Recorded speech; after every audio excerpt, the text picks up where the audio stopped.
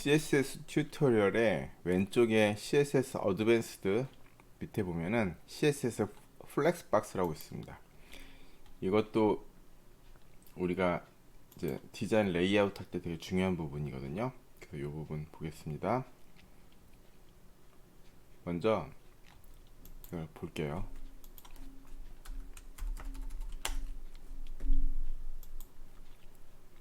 지금 div가 3개가 있습니다. 1, 2, 3 3개가 있고요. 여기 이제 이렇게 줬어요. 백그라운드 컬러는 F1이다. 요거 3개가 F1이 되는 거고, 마진이 10픽셀이 줬으니까 지금 10픽셀 마진이 들어갔습니다. 상하 좌우에. 그리고 패딩이 20 해갖고 안쪽 박스 안쪽에 22 패딩이 있고요. 그리고 폰트 사이즈 30px, 그래서 요 1, 2, 3 요 글씨 크기가 30픽셀입니다. 근데 여기서 이렇게 플렉스 컨테이너라는 걸 줬습니다. 지금 요 클래스가 플렉스 컨테이너잖아요. 플렉스 컨테이너에 디스플레이 플렉스 이렇게 주면은 어떻게 되는지 한번 볼게요. 이렇게 바뀌죠. 지금 이건 백그라운드 컬러를 다저 블루로 바꿨으니까 요 전체가 다저 블루가 되고, 디스플레이 플렉스 하면 박스가 이렇게 배열이 바뀐다는 거죠.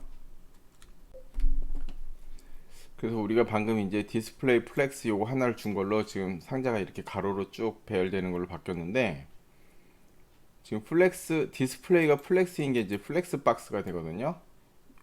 이 플렉스 박스에 이제 그 프로퍼티들이 쭉 여러 가지가 있는데, 저는 이제 플렉스 디렉션과 플렉스 랩 두 가지만 먼저 보고, 이 뒤에 거는 뭐 여러분들 나중에 따로 보세요. 이것만 설명드릴게요. 그리고 플렉스 디렉션하고 플렉스 랩을 합친 숏핸드 프로퍼티가 플렉스 플로우예요. 그리고 보시면은 플렉스 디렉션 하면은 이 플렉스 박스의 방향을 나타내는 건데, 지금 플렉스 디스플레이가 플렉스 디렉션이 컬럼 하니까 이게 밑으로 내려왔죠. 컬럼 방향으로 내려온다는 거죠. 이게 보면은 아까는 이게 로우거든요.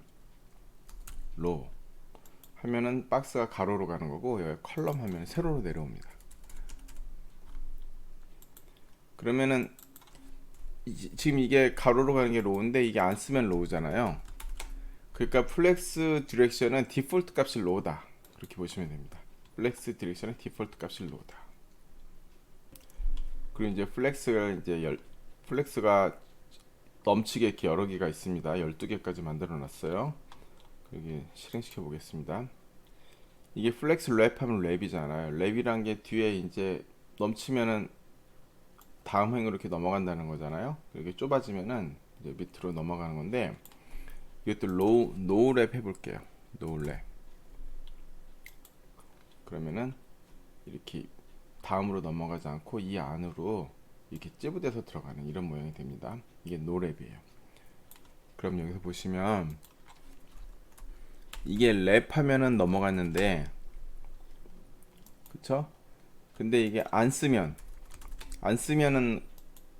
노랩이 되잖아요. 그러니까 이게 플렉스는 디폴트가 노랩이다. 그리고 디렉션하고 랩을 합친 게 플렉스 플로우인데, 플렉스 플로우로 많이 쓰겠습니다. 숏핸드로 쓰는 게 아무래도 좀 줄이니까 편하겠죠. 그래서 방향은 로우고 이제 랩은 로랩이다, 이렇게 쓰면 이게 이제 디폴트 값이 되는 겁니다. 디폴트 값이 되는 거고, 요거를 만약에 이렇게 쓴다 그러면은 이렇게 랩이 되는 거고, 컬럼으로 쓴다 그럼 지금 이렇게 된 거는 이 div에 하이트를 안 줘서 그런 거잖아요. 하이트 만약 뭐 한 300 이렇게 줘볼까요?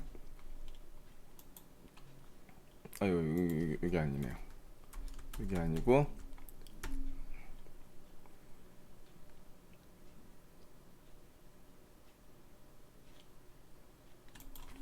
이거죠.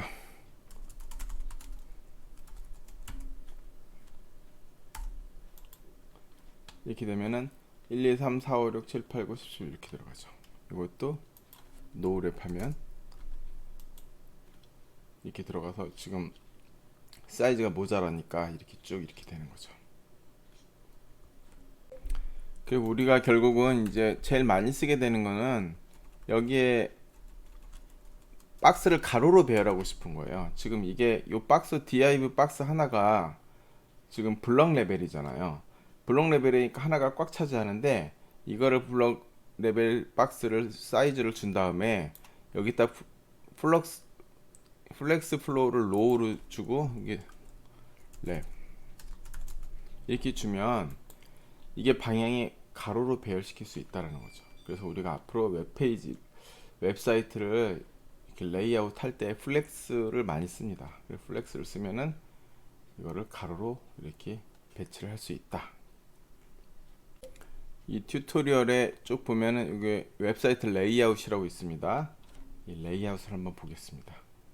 요 모양으로 우리가 한번 레이아웃을 해볼 텐데 헤더가 있고요. 여기 내비게이션 메뉴면 이게 지금 메뉴가 있고 왼쪽 영역, 오른쪽 영역이 있고 가운데 영역이 있고 이게 후터가 있고 이거 보면 이렇게 쭉쭉쭉 이렇게 div가 하나, 둘, 셋, 넷, 다섯 개 쓰면 하나, 둘, 셋, 넷, 다섯, 여섯 개 쓰면 되고 얘네 세 개는 어떻게 돼요? 플렉스 플로우로 로우로 하면은 플렉스 컨테이너로 하면 가로 배치할 수가 있겠죠. 그 여기서 이제 쭉 내려보면은 이제 쭉 하는 단계가 나와 있고 여기서는 플렉스를 안 쓰고 무슨 다른 방법을 했거든요. 근데 저는 플렉스를 써서 해보겠습니다. 그게 더 쓰기가 편하고 좋습니다. 이해하기가. 그래서 후터까지 다 하고 난 이걸 보면 이제 요 모양이 나오거든요. 조금 넓혀 볼게요. 지금 이게 리스판시브예요. 그래서 여기 헤더 그리고 여기 메뉴들 있고 여기 영역 3개 사이드 2개랑 메인 있고 그리고 후터까지 있는데 여기 좁아지면은 왼쪽 사이드랑 오른쪽 사이드랑 이렇게 세로로 배열되게 이게 지금 리스판시브 웹사이트인데 이거를 지금 여기가 나와 있는데 이걸 직접 우리가 한번 디자인하는 걸 지금 한번 같이 저와 같이 해보겠습니다. 그럼 한번 차근차근 해보겠습니다. 우리가 지금 이거는 파이어폭스를 제가 이제 열어놓은 거고요. 지금 헤드랑 바디만 있고 스타일은 전혀 없는 상태입니다. 그래서 div 클래스 헤더하고 여기 헤더 영역이 여기 있고 그 다음 부분이 밑에 클래스 탑 내부 해갖고 요 부분이죠.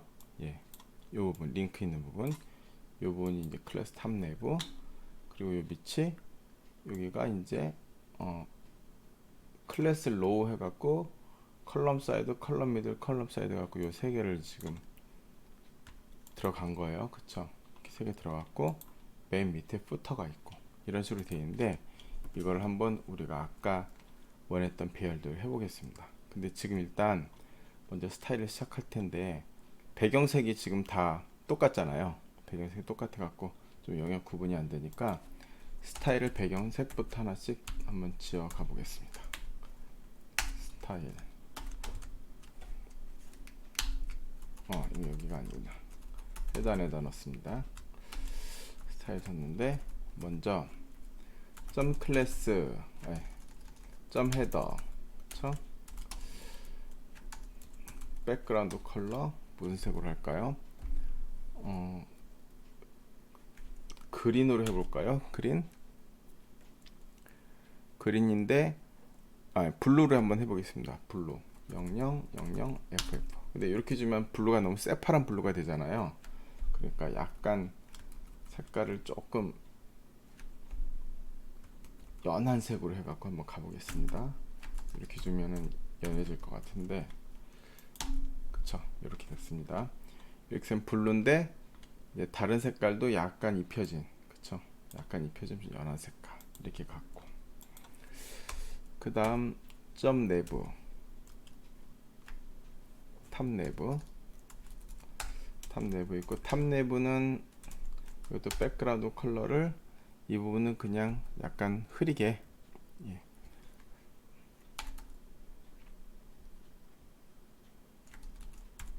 밝게 이렇게 줘보겠습니다. 이렇게 주면은 여기 약간 흐린 흐린 색깔의 이제 그레이로 이렇게 들어갔습니다.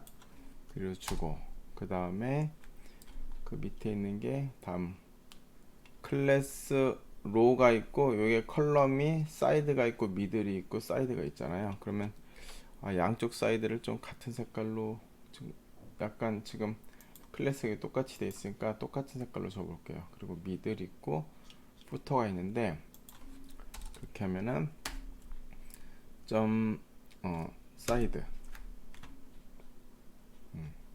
점 사이드 점 사이드는 백그라운드 컬러를 뭘로 할까요? 약간 붉은 빛이 돌게 한번 해볼까요? 그러면은 RGB니까 R은 좀 진하게 하고 나머지 색깔 약간 흐리게 입히면은 약간 여기 핑크 빛깔 너무 핑크가 너무 흐리네요. 그렇지. 조금 진한 핑크 이렇게 조금 진한 핑크로 줬고 이 사이드 다 진한 핑크로 먹었습니다. 그 다음에 미들 제가 지금 이렇게 단계적으로 하는 거는 이제 한 번에 다 하고 딱 보면은 이제 너무 빨리 가갖고 잘 이해가 안 되니까 같이 만들어 본다는 의미로 이렇게 하는 겁니다. 백그라운드 컬러 가운데는 옐로우로 할까요? 옐로우는 레드랑 그린이랑 섞으면 옐로우가 되죠. 그러니까 ปั๊ 하고 여기 색깔 조금 빼고 그러면은 이렇게 옐로우 이렇게 됐죠. 이렇게 되고 푸터 쪽은 어떻게 할까요? 푸터 쪽은 회색깔로 그냥 하겠습니다. 회색 빛으로 하면 요거랑 조금 비슷한 색깔 나올 것 같은데 그냥 조금 진한 회색으로 해볼까요? 그러면은 뭐 이렇게 하면은 조금 더 색깔이 진해지겠죠. 너무 진한가? 이렇게 하면 조금 이렇게 푸터는 이렇게 했습니다. 이렇게 하고 하나씩 이제 가보겠습니다. 먼저 지금 여기 공백이 이렇게 뜨잖아요. 공백이 뜨면 안 되니까 바디는 마진 0 이렇게 주고요. 그리고 우리가 또 박스 사이징을 볼더 박스로 해서 사이즈를 좀 더 주기 편하게 이렇게 나가겠습니다. 그리고 우리가 이렇게 디자인을 할 때는 우리가 디폴트 세팅이 지금 어떻게 되는지 잘 모르는 게 있기 때문에 이렇게 인스펙션을 열어서 확인을 해 보겠습니다.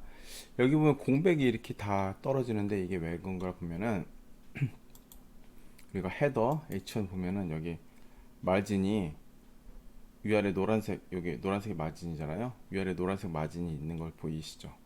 그러니까 지금 이게 헤더에도 있고 여기 보면은 P에도 있고 이런 헤더나 P에 기본적으로 마진이 있어요. 그래서 여러분들이 패러그래프 P 써보신 분들은 잘 알겠지만 H1하고 P를 쓰면은 목록이 위아래 따닥따닥 안 붙고 공백이 중간에 좀 이렇게 생기잖아요. 이 HTML 엘리먼트에 디폴트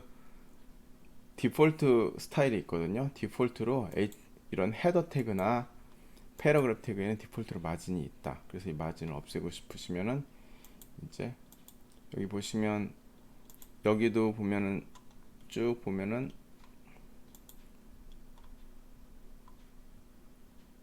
요 사이드를 볼게요. 사이드 쪽이 여기 보면은 로우 밑에 사이드 보면은 여기도 H2 여기 H2P면 여기 또 마진이 있잖아요. 그러니까 이런 것들이 있기 때문에 우리가 좀 없애겠습니다. H1, H2 그리고 P 여기에 마진을 제로로 준다.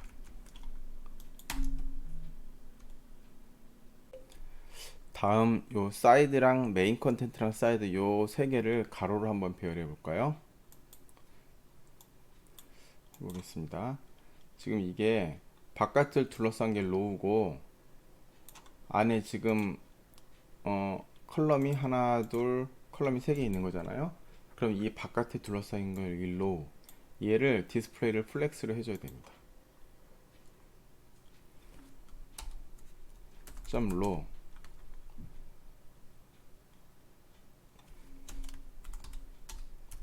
디스플레이 플렉스 이렇게 해주고 컬럼을 지금 요 사이드는 좀 작게 하고 가운데 좀 크게 해야 되잖아요. 그러니까 사이드는 얘는 이제 퍼센트로 줄 수 있거든요. 25%. 그리고 가운데 미드를 50% 이렇게 주겠습니다. 그럼 이렇게 됐죠.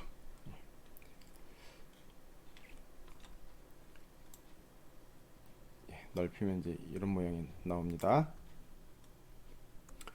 벌써 거의 완성돼 가는 느낌이 나네요. 먼저 상단에 지금 너무 이렇게 지금 패딩이 없이 딱 붙어 있을까 보기 안 좋잖아요. 그래서 헤더랑 푸터는 좀 패딩을 크게 넣어 볼게요. 헤더에다가 텍스트 알라인을 센터로 하고요. 그렇죠. 그리고 패딩을 한 20픽셀 그 정도 줘서 보겠습니다. 예, 괜찮네요. 이렇게 하고 이제 나중에 이게 뭐가 들어가냐에 따라서 결국은 패딩이랑 이런 것도 좀 조절할 텐데 우리는 대충 이게 어떻게 동작하는지만 알면 되고 결국 이건 디자이너가 나중에 다 해옵니다. 그런데 디자이너가 해온 것들 중에서 이상한 것도 좀 있을 수 있고 때로는 모든 페이지를 다 해오는 게 아니고 몇몇 샘플 페이지만 해온 다음에 같은 스타일로 다른 페이지들도 다 만들어라 그렇게 할 때도 있거든요. 그래서 개발자들이 이런 것들을 처음부터 끝까지 다 스타일 시트를 정의하는 경우는 별로 없지만 적어도 디자이너가 적용한 스타일 시트의 의미는 이해를 할 수 있어야 되고 또 스타일 시트를 수정할 때도 또 원하는 대로 좀 수정이 가능한 정도는 우리가 배워둬야 됩니다. 푸터도 패딩 20픽셀을 이렇게 주겠습니다. 자, 이 정도로 해놓고요. 사이드랑 메인 컨텐트 여기도 좀 줄까요? 사이드는 패딩 이거는 뭐 한 10픽셀 10픽셀 주고 메인이 어디 갔냐 미들이죠. 미들 여기도 패딩 이렇게 주고 이 정도 주면은 뭐 어느 정도 보기 좋겠습니다. 그리고 푸터에서도 얘도 텍스트 알라인을 센터로 이렇게 줄게요. 그리고 여기 푸터 여기 헤더 이제 거의 다 됐네요. 사이드 메인 컨텐트 사이드 이렇게 주고 요거를 한번 멋지게 만들어 보겠습니다. 먼저 여기 내부를요 탑 내부 여기 백그라운드 컬러를 그냥 여기를 새까맣게 해보죠. 새까맣게 해보고 여기에다 링크가 딱 되면은 이제 그 부분만 이렇게 색깔이 허옇게 바뀌게 좀 그렇게 한번 해보겠습니다. 새까맣게는 이제 색깔을 다 빼버리면 이렇게 새까맣게 되고요. 그 다음에 탑 내부의 이 밑에 지금 이게 A 링크를 말하는 건데 A 태그 지금 이렇게 하고 한 칸 띄고 이렇게 하면은 이 셀렉터 아래에 있는 셀렉터를 말하는 겁니다. 그러니까 탑 내부가 요거잖아요. 그럼 탑 내부 아래에 있는 A를 말씀드리는 거예요. 그럼 이제 모든 A에 다 적용되는 게 아니고 탑 내부 클래스가 탑 내부인 엘리먼트의 내부에 있는 그 보통 우리는 자손이라고 그러거든요. 디센던트 자식 엘리먼트에 A가 있으면 그 A에 이게 적용되는 겁니다. 그래서 이게 여기서 이제 우리가 그동안 좀 안 했던 게 나오는데 디스플레이를 인라인 블랙으로 합니다. 인라인 블락으로 하면은 이 인라인 엘리먼트의 패딩이랑 뭐 위드스 하이트 이런 식으로 줄 수가 있습니다. 원래 그 인라인 엘리먼트는 딱 요 글씨 예를 들어 링크랑 글씨가 있으면 링크랑 글씨가 차지하는 만큼만 딱 영역을 차지하거든요. 근데 이 영역을 확대하고 싶고 이 영역을 꾸미고 싶으면은 인라인 블랙으로 주면 됩니다. 인라인 블랙으로 주고 패딩이 적으니까 패딩이 없으니까 패딩을 한 10픽셀 이렇게 주고 그 다음에 컬러를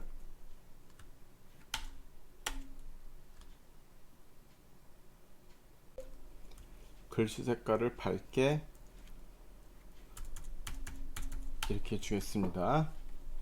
그래서 해보면 이제 이런 모양이 나오는데 요 밑줄 없애야 되겠죠. 링크에서 밑줄 없애려면 텍스트 데코레이션은 none 이렇게 하면 없어집니다. 이렇게 하면 없어지고, 이제 얘를 마우스를 딱 갖다 대면은 요 배경색이 좀 바뀌면 좋겠죠. 그래서 그 부분은 이렇게 하면 됩니다. 탑네이브 하고 A 하고 H 요걸 쓰면 되죠. 그래서 올라갔을 때 백그라운드 컬러는 밝은 색으로, 좀 너무 밝으면 좀 그렇고 이렇게 하고, 배경색이 이제 밝아졌으니까 글씨는 다시 진해져야 되겠죠. 그래서 글씨는 다시 블랙으로, 이거는 숫자로 영문자로 그냥 블랙 그렇게 써도 됩니다. 그렇게 하면은 쫙 올라가면은 배경색이 이제 DDDD가 되는 거고요. 그리고 글자색이 빵 블랙이 되는 겁니다. 마지막으로 반응형을 적용해 보겠습니다. 리스판시브 웹이라고 그러는데, 이렇게 줄어들면은 이게 밑으로 흘러내려야 되겠죠. 아까처럼 이걸 해볼 텐데, 그거는 이렇게 합니다. 스타일에다가 미디어 하고 가로하고 맥스 위드스 600px, 그러면은 이제 600 픽셀이 안 되는 600픽셀 이하인 곳에서는 여기서 적용하는 스타일을 적용한다는 건데, 요 플렉스만 바뀌면 되겠죠. 그럼 4 로우 해갖고 플렉스 디렉션이 원래 로우로 되어 있는데 플렉스 디렉션은 컬럼으로 바꾸고요. 그 다음에 얘네들이 가로로 꽉 차야 되겠죠. 그냥 컬럼만 이렇게 하면은, 여기 보면은 이렇게 하면 이렇게 되니까 여기서 컬럼은 각각의 컬럼들이 다 100%씩 차지해야 되니까 이렇게 하면 되죠. 이렇게 하면은 이제 이렇게 쭉 흘러내려서 반응형 앱이 된다. 사이즈가 조그매질 때 그러니까 밑으로 흐른다. 이런 식으로 여기 미디어에 맥스 위드스, 민 위드스 이런 걸 줘갖고 휴대폰이나 태블릿 사이즈에 따라서 화면 배치가 달라지게 이렇게 할 수가 있습니다. 그리고 여기서 마지막으로 한 가지 빠지게 있는데, 지금 파이어폭스에서는 컨트롤 시프트 M 누르면은 이렇게 휴대폰 뷰에서 화면을 볼 수 있어요. 여기 보면 몇 개 있잖아요. 여기 임의로 사이즈 바꿀 수도 있고, 이렇게 가로 세로 모두 바뀌는 것도 되고요. 여기서 내가 갤럭시 S9이냐 뭐 아이패드냐에 따라서 화면이 어떻게 나오는지가 이제 나오는데, 먼저 갤럭시 S9 보면은 이게 가로 모드로 보면은 뭔가 잘 나오는 것 같은데, 세로 모드로 보면은 뭔가 이상하죠. 글씨가 이렇게 작으면 안 되잖아요. 이게 너무 작은데, 이렇게 되는 거는 우리 여기서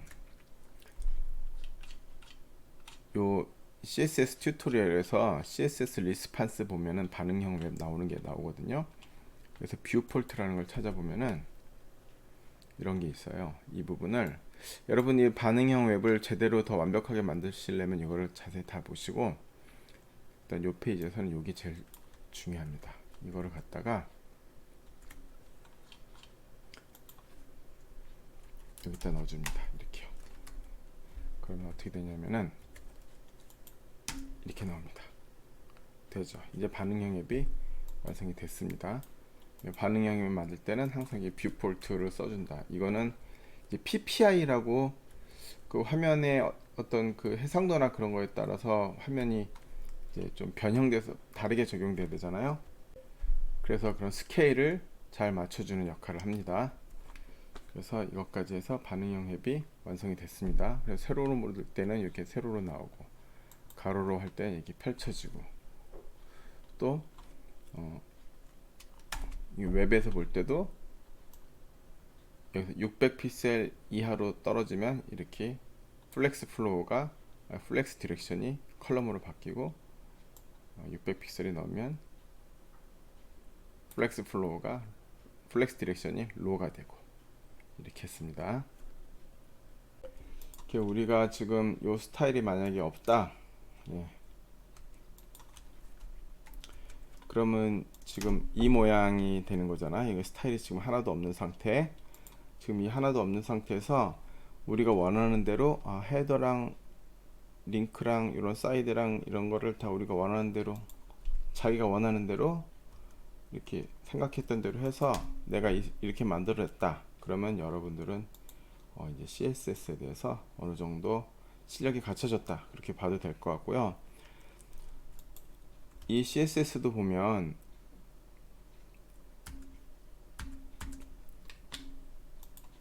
내용이 엄청 많거든요. 사실 이 모든 내용을 다 외울 수는 없습니다. 그리고 막 HTML5에서 새로 생긴 CSS 3.0에서 막 새로 생긴 거에서 시작해서 막 있거든요. 이렇게 뭐 2D, 3D 트랜스폼 이렇게 많은 것들이 있는데 사실 이런 것들 다 알 필요는 없고, 그 대신 한 번쯤 다 읽어보시면은 CSS로 이런 걸 할 수 있구나 라는 정도는 이해를 하시고, 그래서 필요할 때 이제 이걸 레퍼런스에서 보시면 되고요. 또 CSS에서 중요한 거는 여기 튜토리얼에서 보면은 여기 부트스트랩이나 W3.css 있거든요. 이거를 쓰면 메뉴나 뭐 버튼 이런 것들을 클래스만 우리가 딱 설정해 주면은 얘네들이 예쁘게 다 만들어주는 이런 CSS 프레임워크들이 만들어져 있어요. 그래서 이런 것들을 쓰면 여러분들이